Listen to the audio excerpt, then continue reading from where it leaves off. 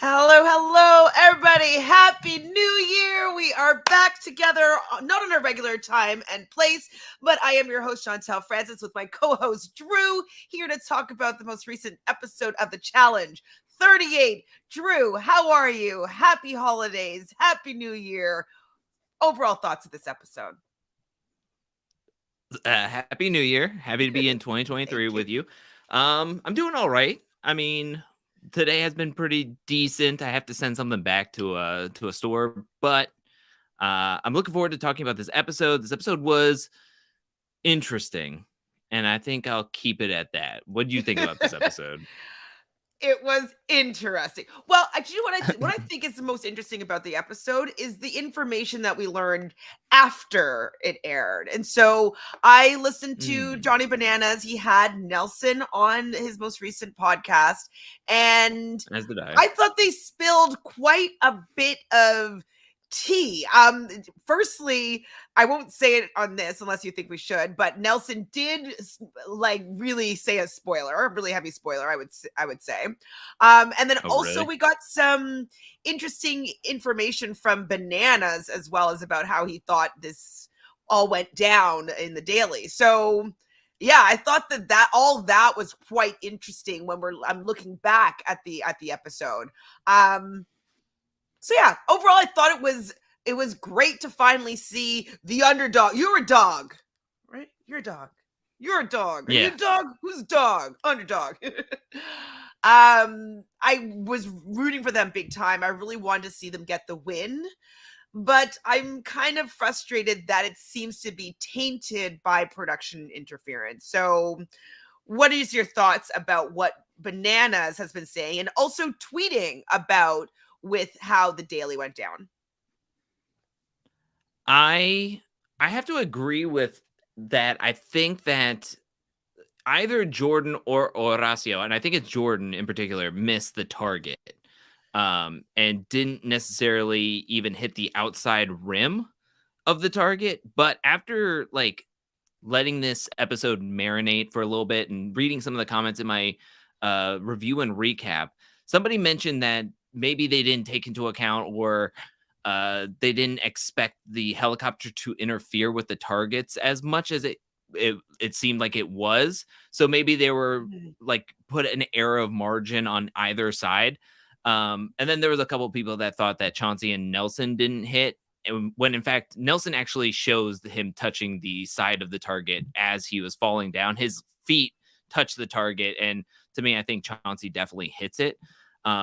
So I do think that it's a little, I don't know, I think there's an asterisk next to this win in my book, but I can understand the idea that maybe there was some error of margin taken into account by production. The thing is, I just want to know, I just want them to acknowledge that or say something or put a border, because in my video, I put a border around where the target was and then the splash zones of every person that went.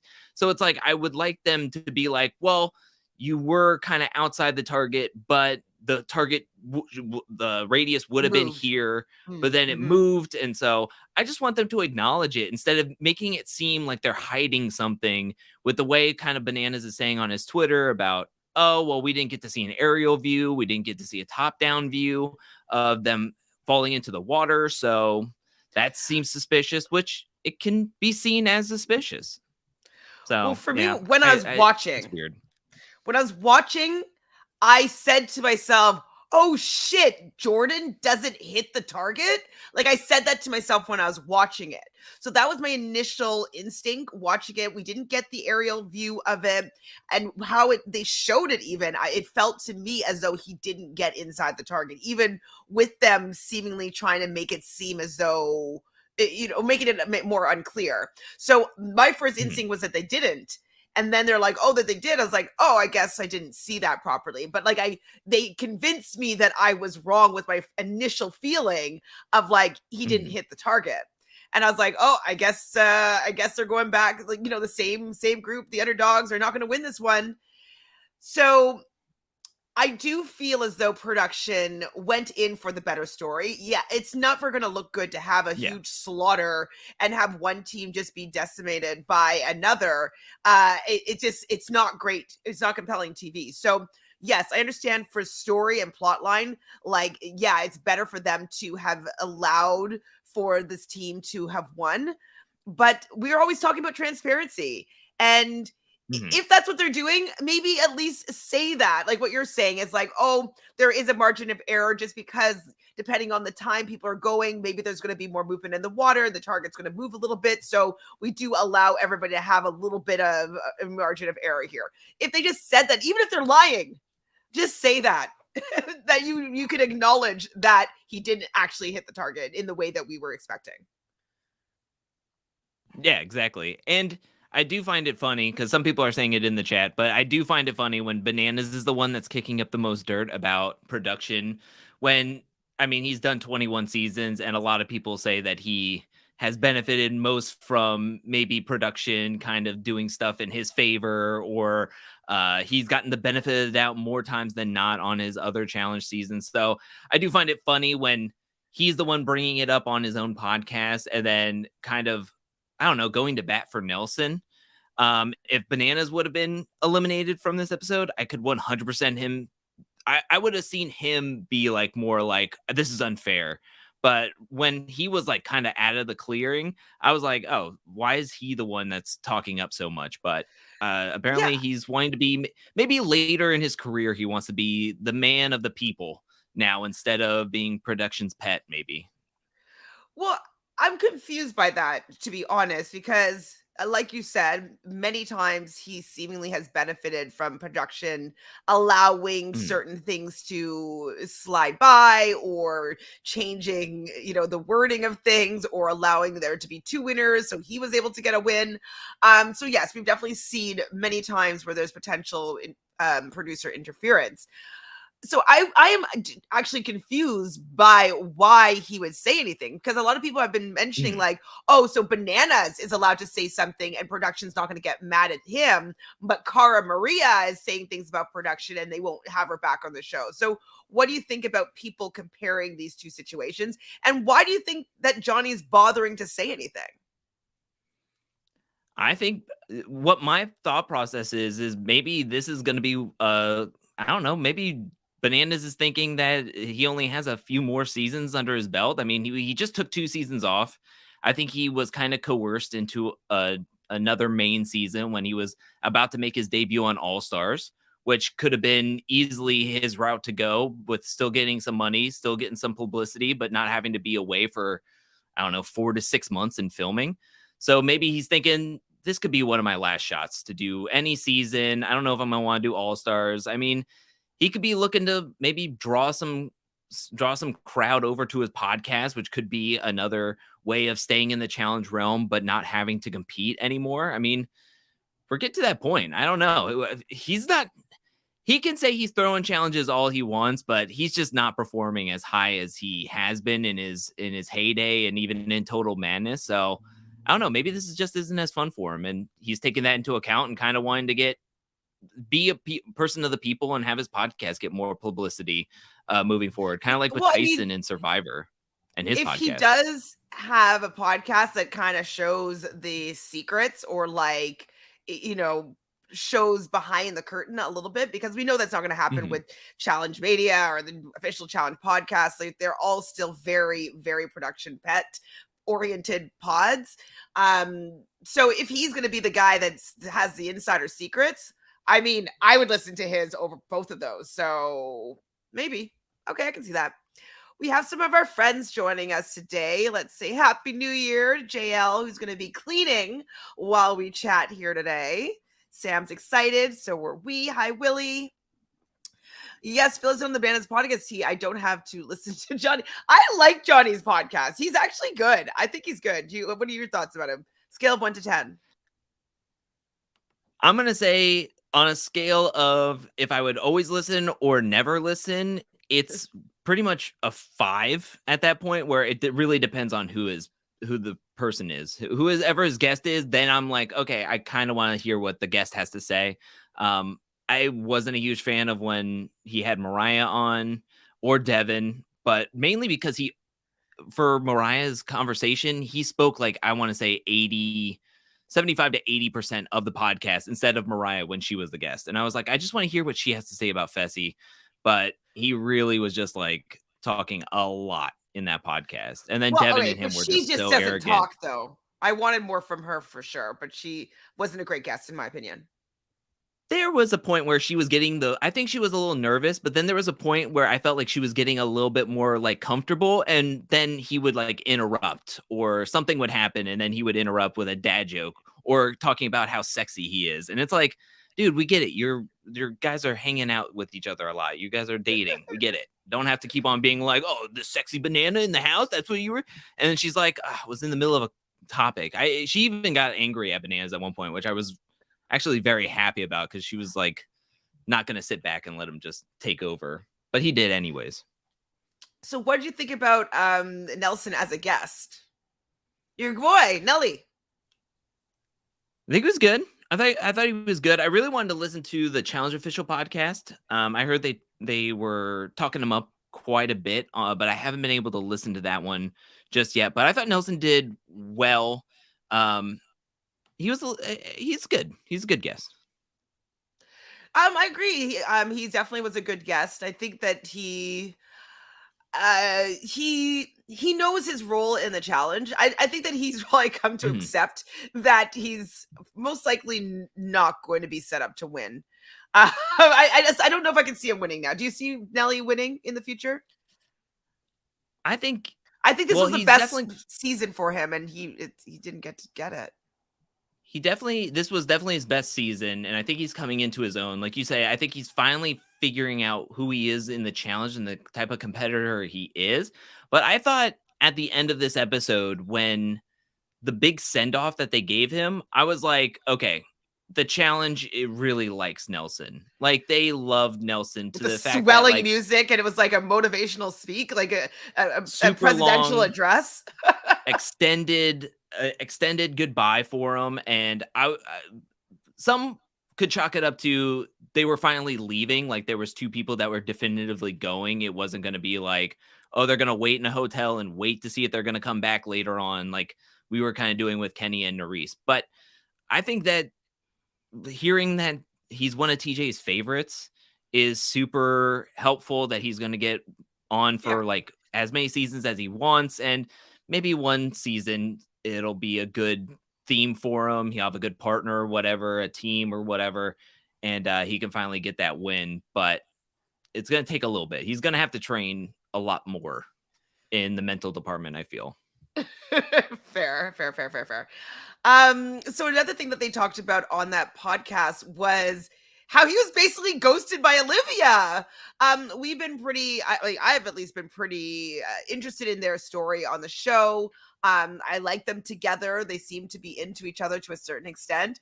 And then we hear that they're supposed to be meeting up in California, and she ghosts him. And he says it's because he had some jail time in the past, and he thinks that her friends might have dissuaded her from meeting up with him because he was like a bad influence or whatever. So what do you think about the fact that that he got his heart broken?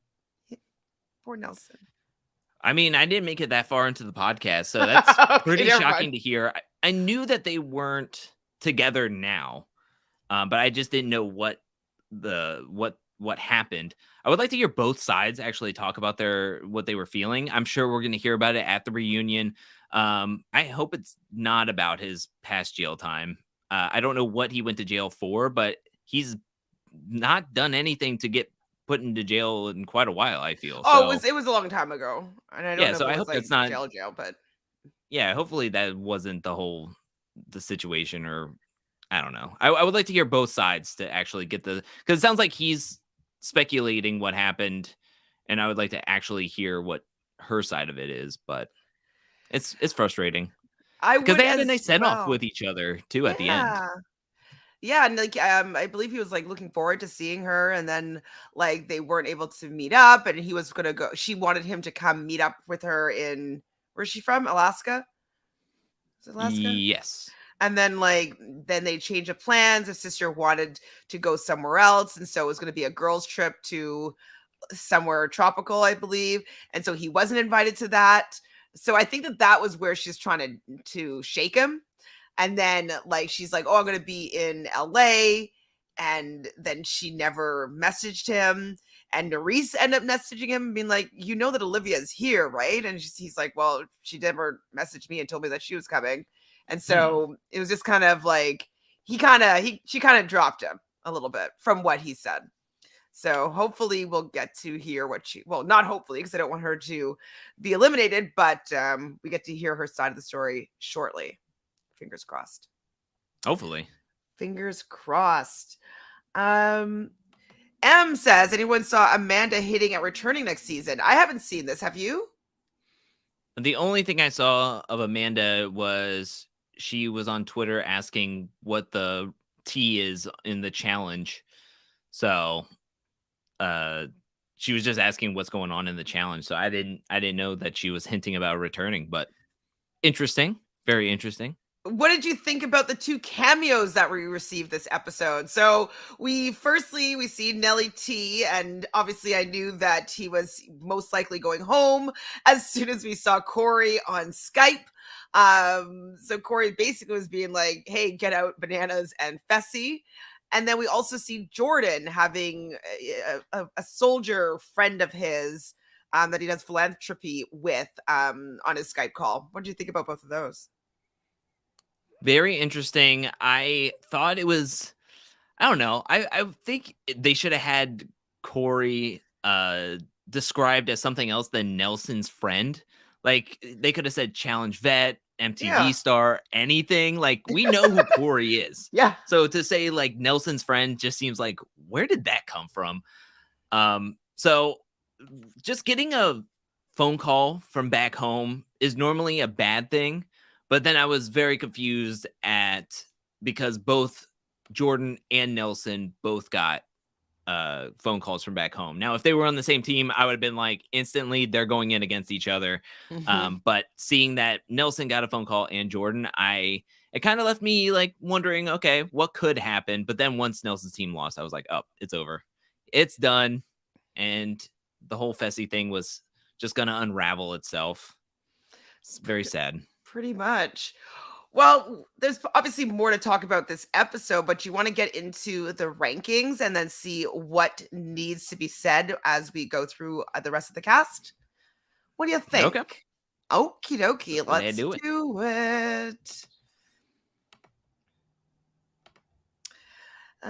Where is my list? Okay, there she is.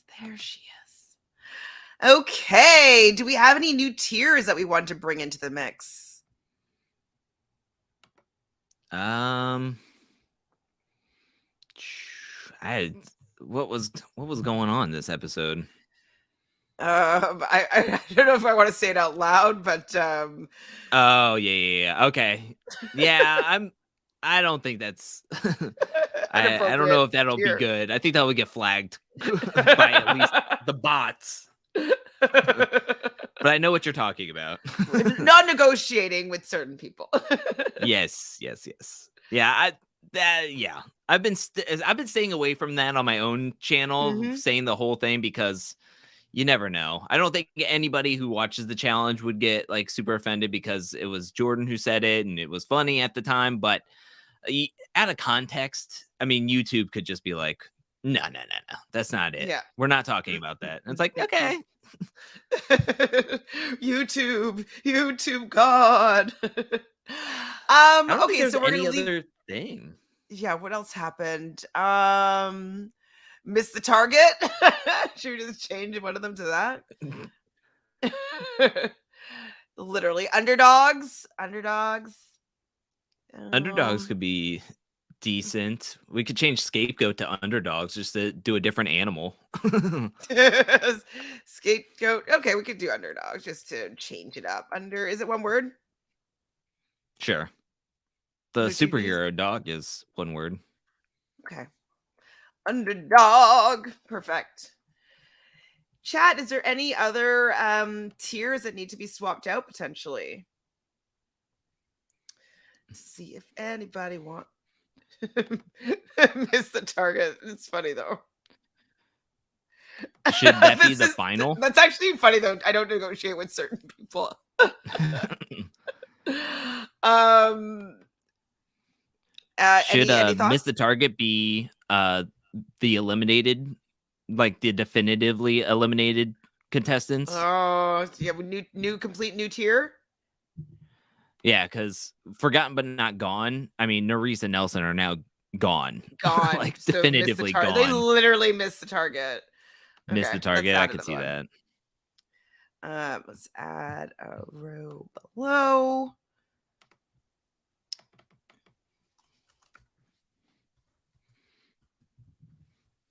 Okay, miss the target. Well, so let's talk about the first duo that are in our miss the target row because Nelson was not able to beat Fessel in the elimination. Both him and Nerys are done. What are your thoughts? How do you feel about that elimination? Give me all your feelings. So the elimination I thought was, I was I was relieved that it wasn't like paddle brawl. It wasn't a pole wrestle. It wasn't a hall brawl. I was happy that it was something at least different. But it still had something to do with force. It still had something to do with strength. So it's going to be advantage Fessel on that side, and he was able to win. And you can't get mad at Fessel because at least he was voted in. Even his own ride or die didn't save him. But he goes in against Nelson, and Nelson put up a valiant effort, but you could just tell that he was kind of like slowing down as the pace went on. And I don't know. It seemed weird that it felt like I just didn't know if he was fully invested. Like going up against Fessel again, I don't know if that played like a mental game to him to the point where he was like, it's either me or Higo. And it's like, I don't know what I would rather want.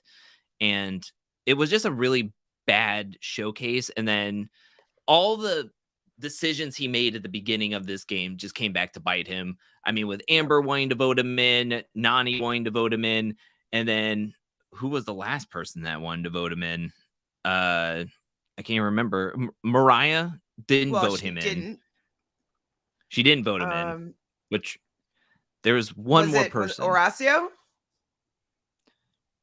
No, that was Fessel. All the guys voted for Fessel, and all the women but Mariah voted for Nelson. Holy So it was only heck. two. No, it had to have been three. Oh no, Fessy was the direct vote, and then sorry, and then Nelson went in. So yeah, it was 3-2. Great. Yeah. Yeah. So, I mean, just every single decision that he made and whoever he sent into the elimination, like at the beginning of this game, just came back to get him in the Mm-hmm. butt to where then he was automatically thrown in with Chauncey. Chauncey was also a vote in for Nelson, who's put the dagger in the coffin. So it just goes to show you, make the right decisions, take the shots when you need to take the shots, because guess what? Everybody that stayed in this game directly because of him, or he tried to throw in and then came back in, They just voted him it out. got him at the end of the day, which is so Mm-hmm. frustrating. It's got to be so frustrating for him, but he Well, played the but it's game all and by got his burned. choices, though. Like I agree with you that Hmm. he should have made different decisions, and DJ Charisma is also saying that should have threw Fessel in early. Period. Like Jordan said, get him in more eliminations. Absolutely, like get him into eliminations. He can't win them all. I personally felt it was quite unbalanced. I didn't think it was a bore. I thought it was interesting because like we haven't really seen exactly that.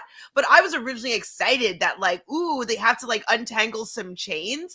Like hopefully Fessy's size is going to make it super awkward for him to be able to untangle himself from these chains and untangle these spears from the chains. And it was a non-issue, non-factor. Like it stop anybody from moving to the second part of that elimination. So I was disappointed there.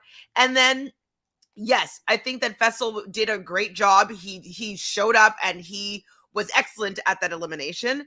But I still don't think it was a balanced competition because Fessy has probably like 40, 50 pounds on Nelson and probably like 4 to 6 inches on Nelson. And that's going to make a lot of like the ones that were up top, pulling that down through the drywall wall a lot easier for somebody that's closer to the top. And so the fact that they didn't make any adjustments for like height, at least with the drywall that they had to pull the spears through, is just kind of annoying. And I know that they don't really do that on the challenge. Like on the on Survivor, you know that they're like, it's going to be 20% of your body weight, or like everybody's measured, so it's going to be fair. They don't do that on the challenge. So I get that. But I just didn't think that it was super fair, especially the height thing with having something above the head that they had to pull through, where height is going to be really a big advantage. So I thought that, yes, it was more fair than having it be a hall brawl or a pole wrestle, but it wasn't well matched up. Like if this was an Olympic sport, they would not be in the same category for this particular competition. So, or elimination. So I was just dissatisfied. And I was like, as soon as I saw what it was that they're actually going to do, I was like, yeah, Fessie's got this. And so I guess it's a bore because it took away any sort of like anticipation or thinking that Nelson might be able to pull through a win, because he fell to the back quite quickly and Fessy kind of picked up steam right away. And yeah, there was really no shot for Nelson. So I kind of felt bad.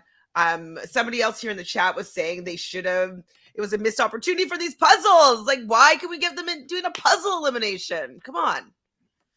So, yeah, I mean, we definitely could have. I think this goes back though. I think what is ultimately frustrating for an audience member is that Jay and Nelson, going back to before we got split into two big teams, won for a full month, 4 straight dailies. They were in power, and Bananas is still here. Bananas and Nani is still here. Fessel and Mariah are still here. Casey and Kenny are still here. Technically Kenny, but Casey's still here. It's like, who left during their time in power? And it was such blown opportunities to set yourself up. I mean, Colleen and Kim could have been a number on your side, to where when we got to this point, you're not getting voted in, or you're not getting sent directly in via the dagger pool. I mean, they didn't have to burn the bridge between Chauncey and Amber, but they did because it's just so frustrating. I understand Fessel, right? Why they saved Banani that week to send in, and I understand the personal reasons, but there's a point where Nelson is going to have to grab his like big boy pants on, hoist them up, and then put a belt on and do stuff for himself. I mean, we saw him go down to the elimination and kind of sacrifice his game for Corey at one point. And it's like, you need to do the right moves to get you farther. And we saw it with Leroy, but it was a little too late in double agents. And I don't want that to happen to Nelson, where he's getting to 12, 13, 14 seasons and he's still coming up short. He's still not being able to do it because he's still not taking the necessary moves that he needs to make for himself and his game. So it's just so frustrating thinking back to where we were even just at the beginning of this game and what Nelson could have done to get to himself to a better point at this moment. And now Jay and Michelle are gone, and now both him and Nerys are gone. So ridiculous. So Kiss My Cheeks says, missed opportunity to get up Bananas. Do you agree? Do you think that Bananas should have been the target here? No, I don't think so. I mean, it's difficult, but Chauncey was already burned by Nelson before. And then if the roles would have been reversed, I mean, Chauncey would have been easily thrown into the elimination by either Fessel or Nelson, looking out for each other. So I understood where Chauncey was coming from, and I don't think it's a bad move, but it's probably gonna come back to bite him in the butt later on in the season. But he's gonna try to have to help save himself, because now Fessel was directly voted in. That puts him in a better spot next time if they lose on another guy's day. What could happen is Fessel's getting voted in, and I mean, yeah, exactly. And it's frustrating. And he will pull the safe dagger at that point, like 100%. Yeah. Yeah. Okay, so that means that he is missed the target with his partner here, Nerys, for the second half of the game. Kenny's still here though, forgotten but not gone. Well, let's talk about a little bit more about who Nelson went up against in that elimination. So we have Fessel here. I mean, Fessel very much frustrates me. I think yes, it was impressive that he was able to win that, but I don't think that the competition was evenly matched, which is fine. It's the challenge, but what if they had done something like this, following up pulling the swords with swallowing some bugs? Like, yes, like take him out of his comfort zone. He's brute strength. Everything he's ever done is always brute strength or endurance. I want to see him do things that he's not going to be good at. So that would have been nice just to see him be challenged a little bit in a different way. So I thought it was interesting that his ride or die, Mariah, didn't even protect him and make it a 3-3 tie. So do you think that it made sense for her to be thinking that maybe they would be thrown in, her guys would be thrown in if they didn't come to an agreement, and that's why she did not vote for Nelson? Yeah, I think that's a great thought process. I mean, she's thinking ahead of schedule. They don't know how long they're going to be in these teams, if not for forever. So if she's thinking that this is for the long haul, she made the right decision, because this was brought up during when Nelson and Nerys were in power, I think the last time, and they were having a fight between uh, throwing in Bananas and Nani or going for Amber and Chauncey. And Nerys kind of fell back to whatever Nelson wanted because they didn't want to have that Zach and Amanda situation happen. And you could surmise, if you've watched past seasons, that that was going to be the case. TJ was going to probably give them one more chance to come up with a decision as a team. If everybody stood strong, then it would have been the guys down at the draw or something else. Like, power would have shifted, I'm sure of. So I think it's not a bad decision, especially if she has all the power and all the thought process in the world, that, or all the belief in the world that Fessel was going to win no matter who he went up against. So it's like, I don't care. I'm just going to burn my vote and go take care of business. Be mad So all you want. Cry about it. Exactly. He's crying about it. So I'm thinking to put him in. Someone stole their toys, knocked their ice cream out of their hand, and popped their balloon, because I think that he felt that he had a better rap on his partner, or his former ride or die partner, Mariah. When they had a conversation before the daily, he was asking her basically to throw the daily so that she would protect him. And she's like, well, you didn't do that for me last time. And he's like, you didn't ask. And I'm just like, well, if you want to protect your freaking ride or die partner, you just do it. You don't have someone ask you about it. Anyways, so he really wanted her to throw this so he wouldn't have to necessarily go in. He did win. Obviously, that's impressive. But I think that the fact that he was the vote, and that Mariah was one of the people that made it for sure thing that he was going in, that his balloon was popped a little bit. Yes. When looking at our tiers, I think 100% his balloon was popped. I mean, Mariah's not willing to throw the challenge for him. She's not even willing to vote to make it a tie to possibly save him and keep him safe. You have them losing by a mere 2 seconds, if you believe it. And then you have Tori's deal, but you have Tori's deal kind of blowing up in his face, because Jordan gives him his word and then goes back on his word to throw Fessel and make sure he is the vote into the draw. So I think at every step he was getting a balloon popped and his ice cream thrown on the ground, as well as losing a best friend, put that in quotes, a best friend in Nelson being eliminated from the game. So yeah, I think that's a perfect place to put him. Cool. Well, how are you going to put his ride or die or ex ride or die Mariah? I mean, I feel like I'm gonna put her in underdog for now. She didn't really have to do much. They did well enough to win the daily. And then she didn't try to save Fessel, but he got to stay in the game. So it wasn't a balloon popping situation.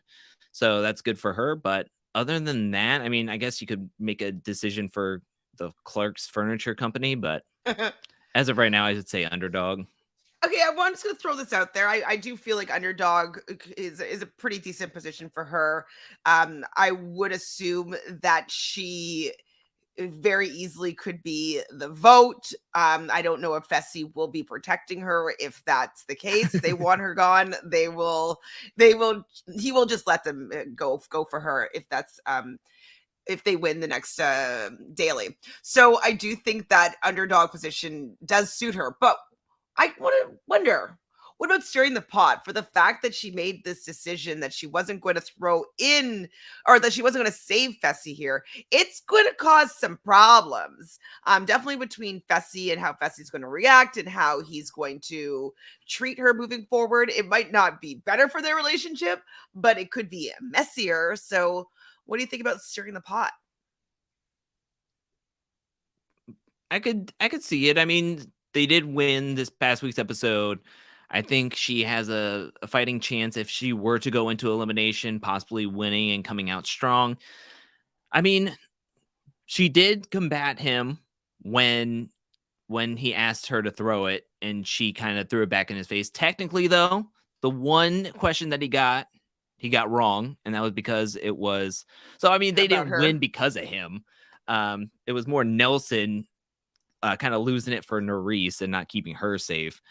Getting so many questions right, Nelson. But yeah, I mean, I could see it. I wouldn't mind putting her up there. Should we just put her up there just because we can? Unless the chat is Yeah. completely opposed to her being in stirring the pot. I think that her wanting to protect her guys and like not want to vote, she probably should never vote for Fessy. She probably should never vote for Nelson. She's basically keeping her word here. So yeah, and she's obviously not going to vote for Bananas. And so she threw her vote on Chauncey. So I think that's stirring the pot. Okay. Yeah, I've I would, I've convinced and myself for now. it's funny that Anissa, like one of her like 2 confessionals on the episode was like, "Oh, what a rookie mistake. Why would you ever do that?" It's like, "Thanks, Anissa. You are the beacon of wisdom in the challenge. You and all your years and your success on the show lend it out to all of us to know that she made the worst possible decision because you know everything about this show. Thank you." It's just like, relax. I mean, it's not the end of the world if he goes into an elimination. My goodness. Yeah, some people are thinking that, yeah, stirring the pot might be the right spot for her. Perfect. So she'll stay here for now. I'm sure it will change next week, but I like her, doing something on her own, and not being scared of Fessy's, the wrath of Fessy. So I can't wait to see. Wait, okay, so she definitely stirred the pot because we see Fessy reacting in the trailer that just dropped. Oh, I haven't seen the trailer, so okay. I Okie was dokie. in some of the trailer from what's to come next episode or what's next on the challenge. The only thing is, I pray that there's actual like spice in this next episode because they've been cutting out some arguments that we've seen on the trailer or Right. previews to the next episodes, and then we get the actual scene in the episode, and then it just seems like a passive aggressive conversation where there is no raising of the voices. So I'm hoping that we actually get some voice being raised in this upcoming episode next tomorrow. Well, like I So said we'll when I see. talked to you last time, I've been watching this marathon of all the challenge, and like it's so spicy. Like there's always Mhm. like not necessarily fights happening, but there's people that have their own point of view that are willing to share it, and they're not willing to back down necessarily. And I kind of miss just seeing people have different points of view and just kind of going back and forth a little bit. It's quite kumbaya, I would say, this season in terms of what they've showed us. So even just like seeing what's happening with them in the house and stuff like that, like I miss just seeing a little bit of the interactions. Everybody seems so Yeah, separate.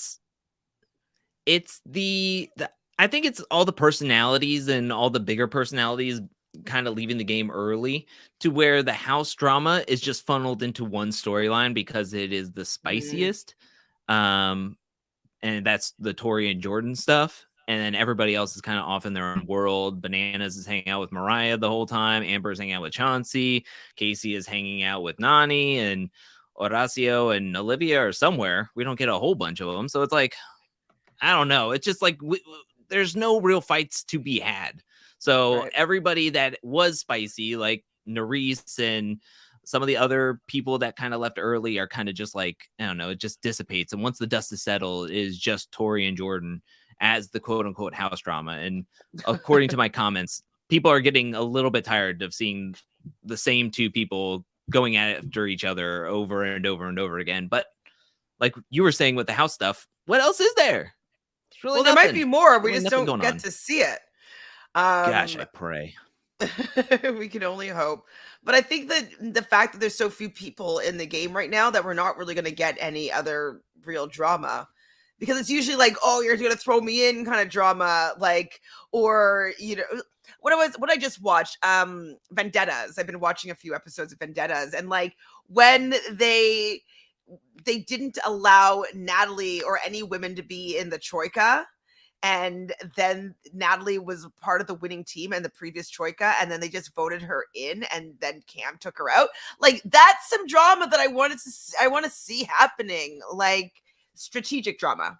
So I don't know if the season Okay. has enough strategy involved with the new twist, especially that like we don't get any of that really. All right, so No. which dude are we going to talk about now? I kind of want to talk Oh wait, did we talk about about. Mariah? Did we talk about Mariah? Yeah, okay, I put it up here. Sorry. Go ahead. Yeah, yeah. I would like to talk about Chauncey, and I would like to say that he was stirring the pot this episode Okay. because he sends in, he saves Bananas. He makes a deal with Bananas, Mhm. and he holds on to his word, and he sends in Nelson against his best friend.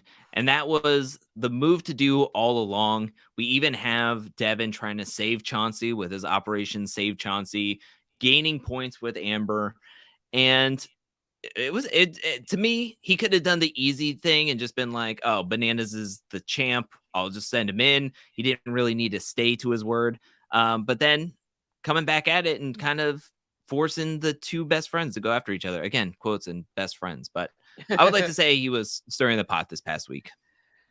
Yeah. I mean, I think that's pretty good. He could also be considered maybe underdog for the fact that Yeah. like I would imagine him going up against Fessel next time that side loses.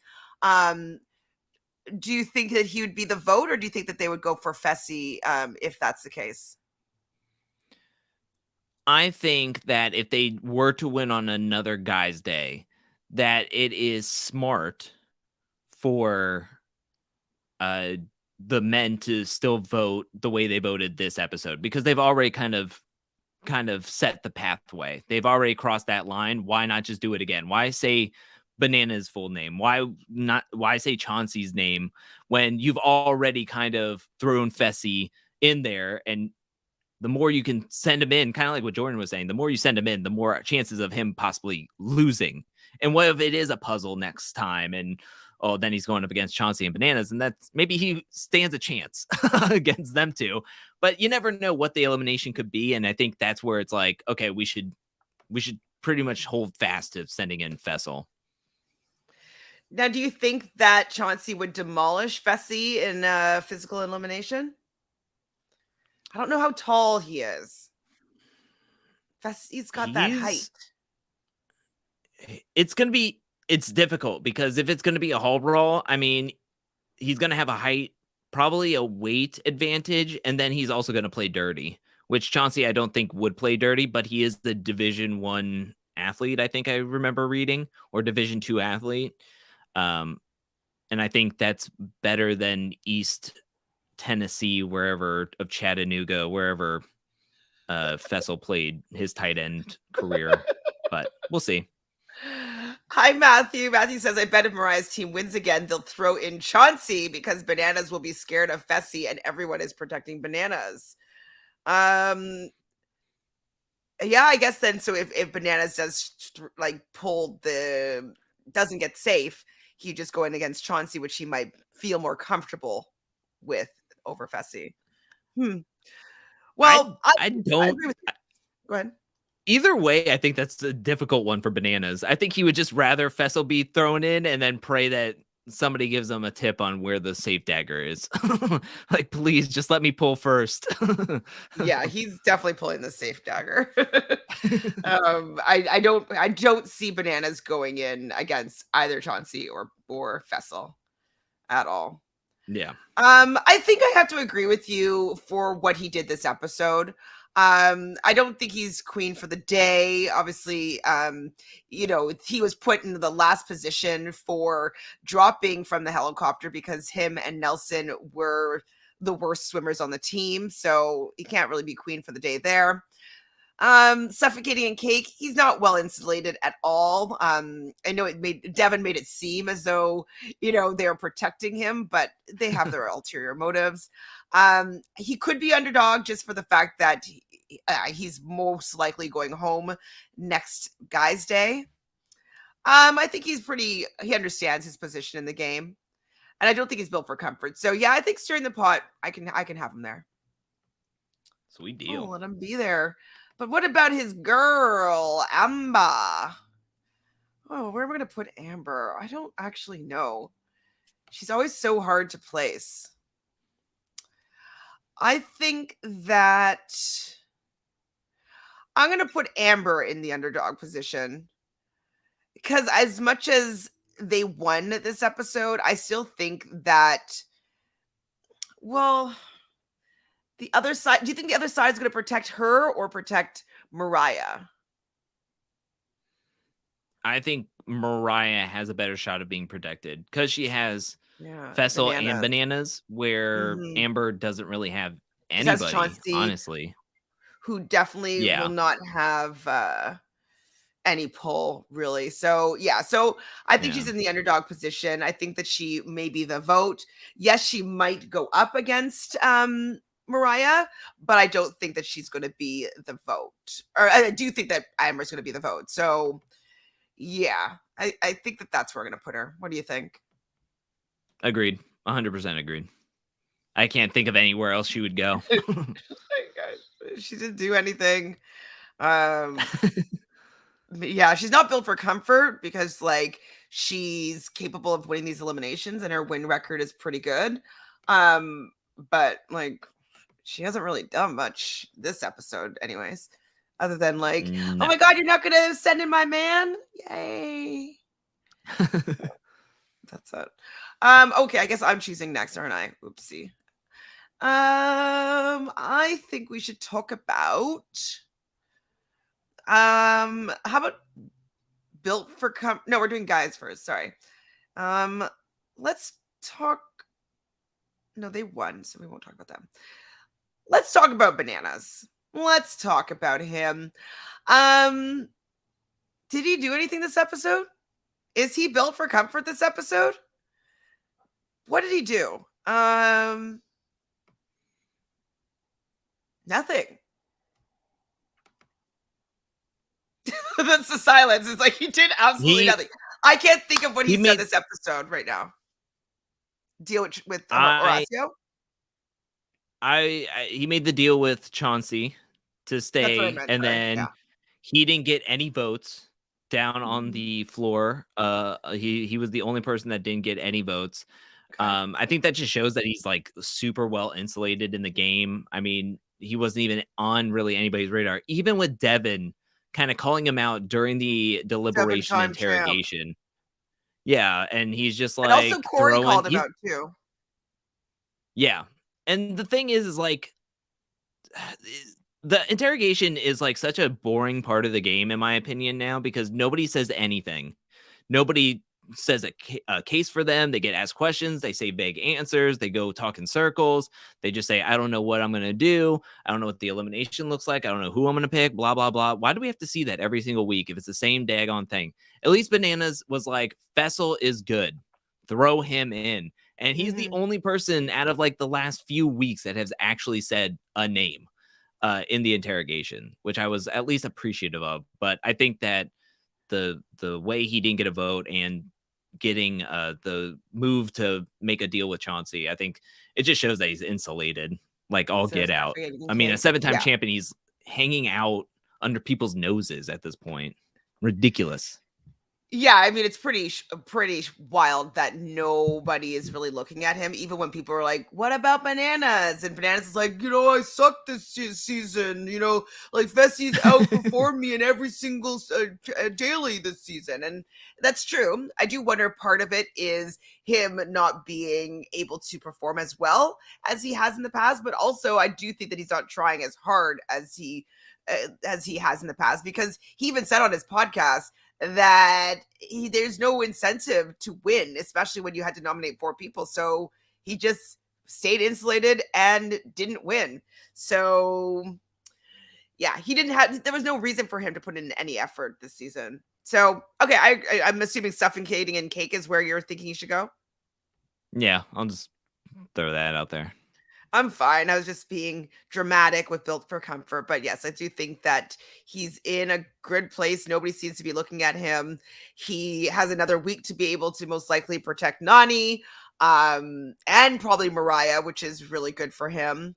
So yeah, as we're losing people, he's still gaining or has numbers that are protecting him. So yeah, he's in a decent spot. So what about Nani? Where does she go? I mean, again, another this week. Episode? Who knows? She had 3, I believe. Okay. And she basically said, I'll vote in Nelson. I'm not going to vote in Johnny. And that was pretty much all she had to do this episode. I really want to just put her Built in Comfort. I know she's going to be well insulated. She's in cake. She has all the cake she would ever want, but I don't care. I mean, just doing the bare minimum at this point. Them staying in Built for Comfort until they did something? She was one of those people, right? Who was it? I thought it was, I know it was Anissa and Casey. Oh, it was Anissa and Casey. Nani was somewhere else. But I think Nani was somewhere else. Okay, so actually, I'll put it back up there after. But so she's in the Built for Comfort stage, hanging out with her girlfriend as part of the Clark Furniture Company. Maybe it's the Latina edition for the furniture. Yeah, didn't do anything this episode. I don't remember what her confessionals were about. I don't remember any part of her really moving the story along. Or, I mean, she was getting into Devin and being like, yeah, let's do this, and like chanting and stuff like that, hyping up their team. But I just don't remember anything. And I've watched this episode twice, actually 2.5 times. So nothing she did rings a bell. So yes, she's Built for Comfort. Agreed. Yeah, I just don't know what else to do with that. I mean, maybe suffocating in cake, but like, nah. Yeah. I mean, you could just keep going with like Casey is also in Built for Comfort. She technically had one confessional, but I counted the team confessional at the beginning of the daily as also a confessional for her. But in the technical confessional count on Reddit, she only got one confessional. And because it was a guy's day, nothing else was needed from her. She didn't do anything. She's not really in anything drama wise or whatever. So just, I don't know, until she does something, I would rather just keep her there. Yep. She's there. Well, let's talk about the winning guys now. So who do you want to talk about first? Let's go with the easiest one, I believe, and that's going to be Horacio. And I would say underdog. He did great this past week's episode, helping with Jordan swimming backwards.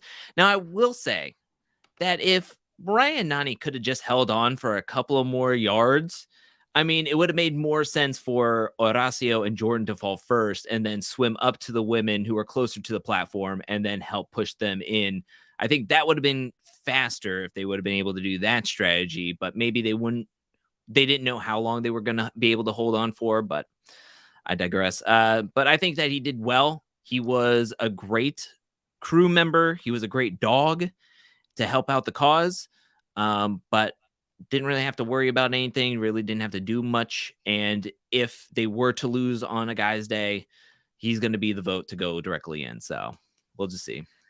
So DJ Charisma says Horacio was great this episode. Yeah, he was definitely talking about in that deliberation, being like, yeah, they came for me. Yeah, they came for me. Yeah, they came for me. Like, he didn't care about whose name he was going to say. He had no promises to anybody. So I like his attitude. I think that he is like the quintessential underdog for the fact that, like, you know, he's great. He knows the position that he's in, right? He's like, hey man, I just have to go in and win and come back. Like, that's just my role this season, but at least I'm really good at it. At least I am coming back. I'm not being, demolished. And so I think he is the best underdog for sure. That's where you're putting him, right? Yeah. That's what That's why I would put him. He is great. And I would see him come back. And I can see him maybe the next time coming back that he might not be the underdog. I think that people would want to maybe scoop him up because he might win some power, right? So, yeah. So Olivia, I mean, I think she might have to be in the same spot. Obviously it was a guy's day, so we didn't hear that much from her. They thought that she thought that they won, but they didn't. I don't know. I don't see her anywhere else but other than underdog right now. What do you think? The only thing I would throw in there is that with Nelson leaving, it could be seen as like a pop balloon situation where that's her closest person, another number gone for her. And then she's already going to be the house vote if they lose this upcoming daily and it's a women's day. Like, they're going to definitely send her in, but having to deal with not having that comfort in the house, having somebody there for her that's 100% there. But I could definitely see underdog. She's definitely a strong competitor, and she's going to keep on being sent in over and over again like Horacio. So I could definitely see either one of those categories. But yeah, I think you sold me on the pop balloon category because I didn't think that she anticipated Nelson and Nerys leaving back to back in 2 weeks. And that really kind of plummeted her positioning in the game. She doesn't really have anybody other than Horacio looking out for her. And he's a rookie. That's not really going to be that helpful. So I think that her positioning has really fallen, even though I really like her this season. I don't see her having any relationships other than Horacio that's going to help her get further along. So I wouldn't be surprised if next girls' day, if she goes, if they lose. I feel like she's not long for this world. So yeah, maybe because her position has fallen so much, I think pop balloon might be a little bit better for her. Yeah, I didn't even think about the Nerys leaving. So that's a good point. Right? Yeah, not great. Not great. Know who else is not great? Well, who do we want to talk about? This guy or this guy?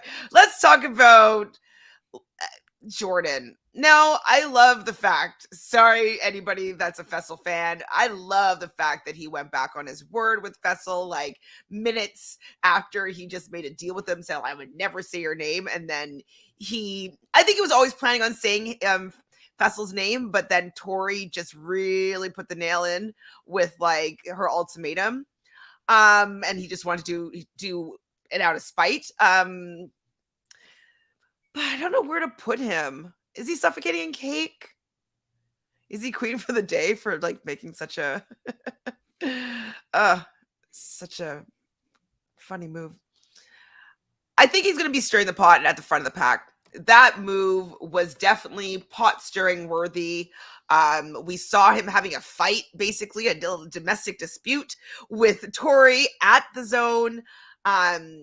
he had his line that he said that we will not repeat fully here because we might get flagged. But I think it all was during the pod, and we do see next episode that they're going to be having some more conversations, we'll say heated conversations about his decision going against his word. So I think he stirred the pot there big time, but I can be convinced otherwise. No, I think this is the perfect spot for him. Because he did give his word to Fessel, but like you were saying, if just one conversation with Tori was easily able to change his mind, I think he was always wanting to say Fessel's name. And we even hear him talking the night before or whenever that was shot with Devin being like, I want to say Fessel. Like, I want Fessel to go in and be tested because he just hasn't been tested enough. And he's completely right. And so he's definitely stirring the pot, giving his word, then going back on his word 2 hours after talking, an hour after making that deal, and then trying to blame it all on Tori because that was the catalyst. That was the straw that broke the camel's back. And then, yeah, that whole kicking up dirt and everything. Yeah, it's 100% stirring the pot. And DJ Charisma is reminding us, like, I mean, maybe we'll talk about this when we talk about Tori, but like the fact that she is protecting the guy, yeah, he's on her team, but that he's pissed off with, that you went on vacation with and had some probably, sexual interactions with moments after you guys broke up. You don't think that that's going to bother him? And so the fact that she wasn't even thinking about the fact that, like, hey, maybe I should just like let Fessy fend for himself here, especially since he is somebody that I was with. The walking talking disaster mistake, whatever it was. Like, don't be protecting that in front of your ex if like it just was a bad look, I thought, for Tori. So yeah, I understood why he was pissed. I would probably be like, screw you, I'm throwing him in. And I was happy about it, but it's definitely stirring the pot. Definitely.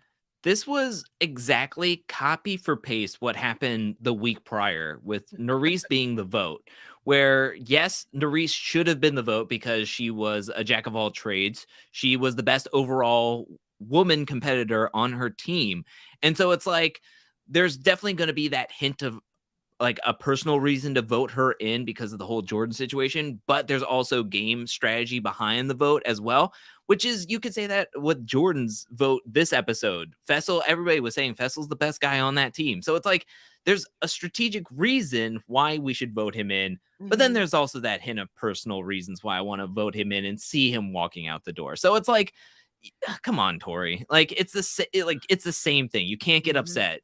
She should have just like asked him where his head was at, maybe try to see if she could like persuade him or try to see where his vote was going, but then walk away because he was kind of in a corner himself when he said, "You got my word that I'm not going to say your name." Like, that was it. It was good. I think he would have wrestled with it a little bit more if she hadn't have gone that route. And now he's just being defiant, right? Like, I'm sure that he was going back and forth, like, oh, should I do this or should I keep my word? Should I do this? But then she comes in and wants to protect this guy. Okay, like, you help me make my decision here. Sorry, girl. So, yes, I definitely think that he's stirring the pot, Mr. Jordan. So what about his partner, built for comfort herself? Built for comfort. Built for comfort. Enough said. She didn't do anything in this episode. I'd recently seen her on some other seasons where she's actually the season where she was with DM, Rivals, and like, yeah, she's involved. She's doing stuff. She's not just background. So I would love to see a little bit more going on, but she's kind of in like a fine position. She's built for comfort. She's just there.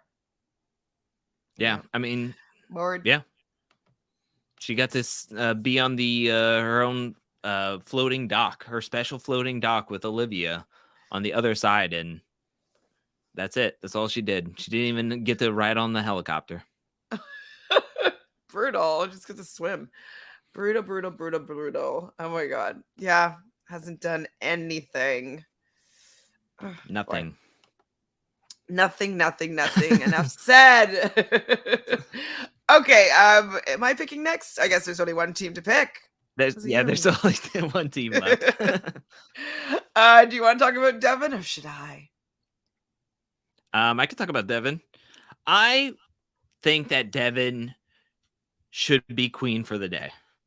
And I will say it because he got the team to all believe in themselves. He was the person, because let's be real, in the promo or trailer or the midseason trailer, there was a scene cut out where Amber said, "I don't think I can trust you," where it was the same exact scene that we saw in the backyard in the gym before they all went to the daily challenge. And I'm sure she was talking about Mariah. We even hear from Nelson at the daily challenge that they were arguing with, the whole team was arguing with each other the whole morning. But we did not see any argument. All we saw was Devin tell people to put that stuff in the past. Let's get our heads in the game. We can't lose any more people. We are underdogs. He's calling everybody a dog. We should have had a dog counter on this episode with how many times people said dog.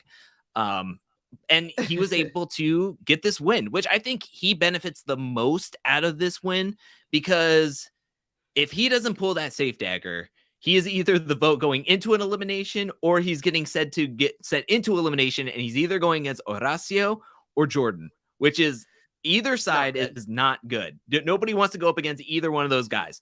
So I think he was very happy to get this win. He was able to get everybody on his side. He's the leader. He had the plan to save Chauncey. He's getting brownie points with Amber. I think he's just winning. He's just winning this whole time. And then he was talking to Jordan, getting his ideas, and they got to send in Fessel. So to me, I think it's a win-win on his part. I agree with you. I do think that he is queen for the day. All the points that you said, I completely agree with. And I think the fact that he played into production. So if we assume that production did maybe, have a little bit of leniency with the rules of that drop, I think it's because of how much work that he put into that motivational speech. And again, I'm a dog, you're a dog, underdogs, we're ready to do this. Like, let's get this win. We can do it. We're strong. And he created that storyline. And with him creating that storyline, they had like the Chiron on the bottom saying underdogs, and it allowed them to want them to win because that is a better story. The underdogs having this whole pump up speech and then losing to the bigger team, that's not a great storyline. So the fact that he gave the storyline of the episode that potentially allowed production to, fudge some numbers to make it happen, I think that shows that he had a lot of pull and sway this episode. And yeah, 100%. He's top dog this week. He's top dog. No underdog, top dog, queen for the day for Devin Walker. I can't believe it. Devin. I know, right? I mean, I like it though. And then his partner, Tori Deal. I think I'm going to have to put her probably second in the stirring the pot category for the fact that like the ding dong goes to her ex-boyfriend that she's been fighting with over like him and Nerys and what's been going on there. Makes an ultimatum, gives him an ultimatum to be like, don't put in my ex-boyfriend. Like it's just all around bad, and there's going to be a lot of messy repercussions from it.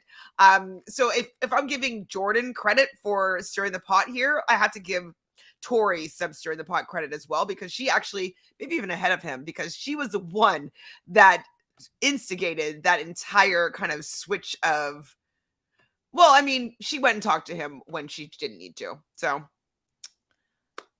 stir the pot. I can see where you're coming from. And I think that could be the right case. But I want to give a case for her balloon being popped. Ooh. And that is that the last 2 weeks, and we even put her up at Queen for the Day last episode, because of the way she's took command over every aspect of this game, with who was being sent in, making deals to keep Jordan safe, who she wanted to keep safe. And she was doing a great job. She had everything in the bag. She had this game in the palm of her hand. And then you get to this episode and she's kind of freaking out. Fessel could be the vote now. Nobody really saw this coming. How could this be? So now she's like trying to figure out a way to make Fessel safe. And so she goes to Jordan. She's putting these ultimatums on the table, saying that whatever you vote affects our personal relationship. And Jordan says, I don't care. okay, you want to, let's see how much it affects our personal relationship. So she kind of gets like, first of all, she gets thrown under the bus by Jordan, saying that it's all her fault that this is what's happening, and his vote for having to go back on Fessel's thing. This is mainly Tori's deal that she made with Fessel. She was the mediator between Jordan and Fessel that first vote on the guys' day. And now it's like blowing up in her face, where it's like, how are you going to trust her making deals later on when she's vouching for Jordan? Jordan won't do this. Jordan will keep to his word, all this other stuff. And now, boom, Fessel's being voted in. And she couldn't keep him safe. And now we're going into a woman's day, possibly. And if Team Fessel loses, she's in a world of hurt. First of all, her team is stacked. But now it's like all the eyes are going to be on her. Of course, Devin's going to be like, no. Nani's probably going to be like, no, because of that whole dealings that they made when it was the Women's Day, when Nerys was voted in, and then the dagger pools. But I mean, whoever they send in, it's going to be tough. It's going to be tough sledding against any one of those people. I just think that this was probably Tori hitting so many, not rock bottom, but she went pretty low from where she was standing in the last couple episodes, and to have everything kind of just leaving her just, I don't know, speechless almost. But I definitely think that she was stirring the pot, especially with that whole ultimatum thing. But I think she was kind of caught off guard with everything else that was happening in this episode. Are you a lawyer, And kind of Drew? losing. Because you definitely sold me on this one. Yeah, well, I mean, the fact that she went up to Jordan in the first place is because she was worried that he would go against her word, and that would be surprising to her, because she was vouching for him, saying like, I know Jordan, he would never go against his word. And so how well she knows him is completely been shattered. And the fact that she can't use their relationship as a tool for him to be influence in his decision, that is a little bit like, oh, she's probably like, oh my God, like I don't have any control over this guy anymore. Like, man, my balloon is popped here. So yeah, I think that she had a rude awakening as to how much pull she has with her ex-boyfriend or ex-fiance, and knowing what he is going to do and what he is capable of doing. So I definitely think that the rug has been pulled out from underneath her. So I'm going to agree with you. I think she's at the front of the pack there. Yeah. But yeah, I agree that she's definitely fallen from grace. Definitely. Well, that's it for this week. Look at these rankings. Look at these built for comfort people that are probably running the final. Look at them. But I'm pretty happy with the rest of this. Yeah, anything you want to change? We feel good. Nothing I want to change. I think this was pretty interesting, and I'm looking forward to seeing how everything falls together after this coming episode. Yeah, I can't wait to see this episode. Very, very excited to see how it all shakes out. I want to see what goes on between Fessy and Mariah, and obviously Devin and Tori, and maybe something else will come out. Who knows? But hopefully, did anything happen with the points that I care about? That I will care about? Well, Team Chris lost officially their fourth team on the season, so they are left with Fessel and Mariah as their only two teammates. So Chris, doing well in this competition right now, but you're now down to only two players left. Who does he have again? Even with that being said, he has Fessel and Mariah left. And then he lost Nerys and Nelson this past week.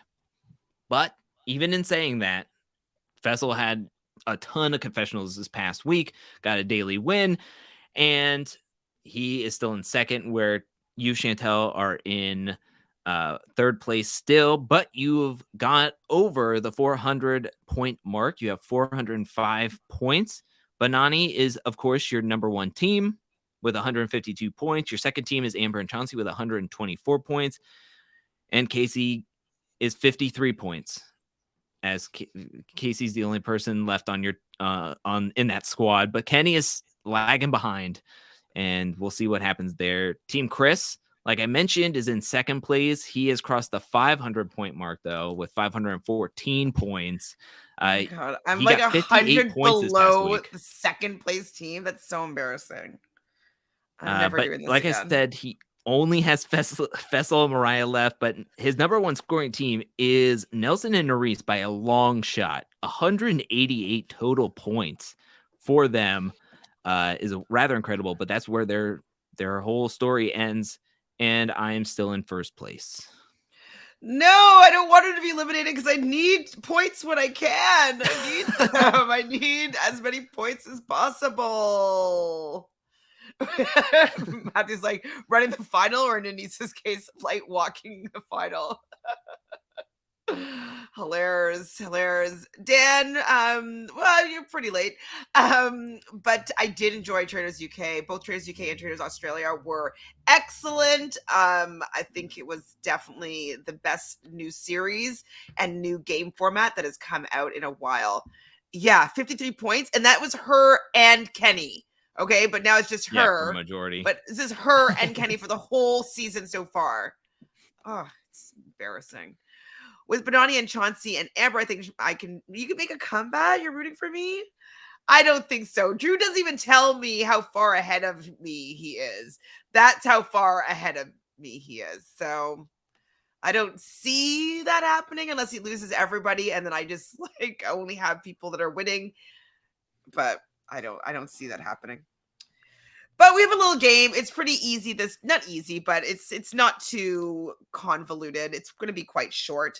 I just want you to see if you can guess who I'm talking about with by me telling you how many Twitter followers that they have and how much money they've won in their challenge career. So I'm going to give you both of those figures, and you just have to tell me the person, and it's only with the people that are still left in the game.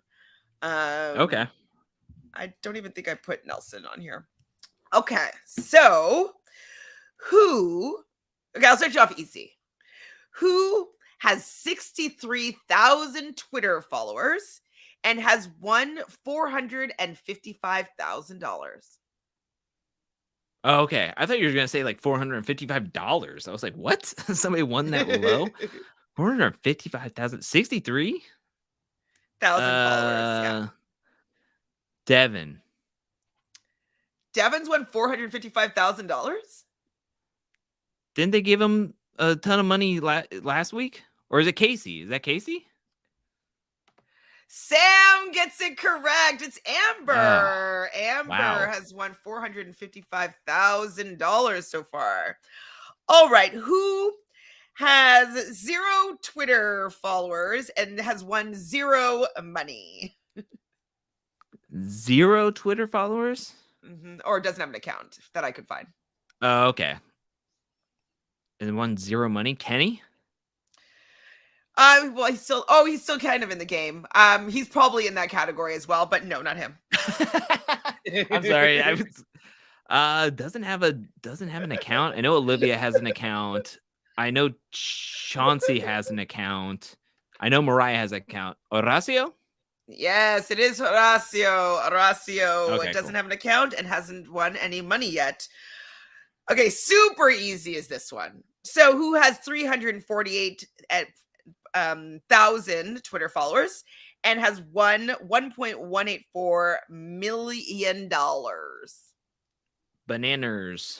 Bananas is correctors. Thank you. All right, let's just talk about the people that have won $0. So who out of the $0 winners has 24,000 followers? 24,000. Man, I don't know what the realm of if that's so many. Olivia? No, and Mariah has 24,000 Twitter It was followers. between those two in my brain. Okay, who so who has won more money between Tori and Nani? They both don't have a Twitter account that I could find. One has won $68,000 and the other has won 38,000 followers or dollars. Really? What? I thought Tori was gonna have over 100,000 because didn't they CT and Casey give each person like 100,000? Ooh, so maybe they didn't add that in the wiki. Maybe not. Maybe he gave them 100,000 total between all of them. I think it was between all of them. I think it was, didn't they do 50 and 50? 50, 50, 50. I think it was 50 for everybody. 50, 50, 50, 50. So I'm going to say Tori. So I'm going to say Tori has more money. Tori does have more money. She has 68,000 and Nani has 38,000. Now, who do you think has 89,000 Twitter followers and has $24,071? 89? Is that? Don't tell me that's Fessel. Is it Fessel? Do you want me to guess again? Okay, but you don't have to. So Anissa has 89,000 Twitter followers and has accrued in her challenge career only $24,071. Yeah, I'll be honest. I didn't even see her. See, what do you mean? See her? Like I was reading everybody's name and I kind of just bypassed Anissa. I guess in my brain, I just was like, who else could be here? She's built for comfort. You cannot even see her at all. All right. Who has 95.6 thousand Twitter followers and also 65,500 buckaroos from the challenge? 65. No, it can't be her. We already said them. Is that Fessel? And that's Devin, actually. So Devin has won $65,000, 65,500. Oh, that's right. So we do have 3 people left that have won $0, and that being Olivia, Chauncey, and Fessy. Put them in order as to who has the most Twitter followers to the least. Wow. So Fessel has won 0 money. Why did I think he won anything out of his years on the challenge making these finals? I think Future Charisma is on it because he came 3rd in a couple of seasons. So we think that he might have made some money. Or maybe there's like a Burger King challenge in a season or 2. But maybe I'm just giving him too much credit in my brain. So it's Amber, Chauncey, and not Olivia, Chauncey, and Fessel you're asking about. I think Chauncey has the least amount of followers because he's the least known out of either Fessel or Olivia. And I think Fessel has the second highest, and I think Olivia has the most. Oh, interesting. Incorrect. So actually, Fessy has the most. He has 60.6 thousand Twitter followers. Olivia is actually 3rd. Chauncey is ahead of her with 8564. And Olivia has 6503. I think it's because Chauncey has they say it's pretty lit, his OnlyFans. So he may have had a lot of, surgeons in his Twitter stream for that. But yeah, Olivia has the least out of those 3. And lastly, how much money has Jordan won? Ooh. Oh. He has fans, Sam. Let's work. He has fans. Let's work backwards here. He won in 34. He won $250,000 in 34. So that's $250,000. He won, I want to say, 100,000 in 26. And then 30. Oh my gosh, what was the amount in 30? It was $1 million, but he only walked away with half of that ish. He walked away with like 300,000 off that, didn't he? So is that like I'm going to say a conservative $650,000. You I know were a that little math bit doesn't too add up. conservative. Dabu was closer. Price is Right rules. He actually has won $833,000 That makes so sense. far. Makes sense. So he's definitely up there. He's That the was second close. highest I almost said 750. winner here today on the season. But yeah, he's won some money. That's it Yeah, I for my almost went game. 750. That's pretty Thanks good. for I participating. don't know Thank anybody's you. amounts. I should know I did. people's amounts, but I don't. I don't either. That's kind of why I was like, this is like nobody's really gonna know, and it doesn't really matter. So thank you for indulging in my little gameroo. Yeah, pretty close to 900K about there. Well, Drew, what do you have going on this week on your channel? This week is Wednesday Patreon video for commentary on Battle of the Seasons 2002, as well as on Thursday review and recap for this week's episode and Tiny Table Talk on Friday. And then we're going to be kicking off with brand new content coming in the new year, starting hopefully next Tuesday. So very, very excited. Oh, yeah. And then Challenge UK, January 15th. I'll do some watch parties on Twitch for that. We'll watch it together. Well, awesome. Well, thank you, Drew. We should be back most likely to our regular time slot. Now that the chaos of Canadian travel it may have simmered down. You don't even know what I went through this past week. It's been a nightmare. Yeah, it's been actual HELL. So I think everything's going to be back to normal. Like, what's so crazy is that I used to before lockdown, I used to work in the morning flying and go to a second job at night because that's how much more reliable like I could have my schedule. Now I can't have something the day before because I don't know if I'm going to get stuck somewhere else. So anyways, oh wow. Now I'm going to be doing my schedule a little bit differently just for the fact that I can't rely on the fact that I will be free the next day. And so, yeah, that's going to be for the rest of this season. So it should be fine, but obviously things come up. Who knows what could happen? So maybe things might be shifted around again, but most likely we will be back at 8 p.m. Eastern on Friday nights regularly for the rest of the season. Boom. So we are so grateful to have you guys in the chat. Happy New Year. You guys are the best chat fans like out there. You guys know all your stuff. Like, you come in here with facts, with tea, and we really, really appreciate you spending this time with us. So if you haven't done so already, please subscribe to this channel, subscribe to Drew's channel, Angelcake Entertainment channel here on YouTube.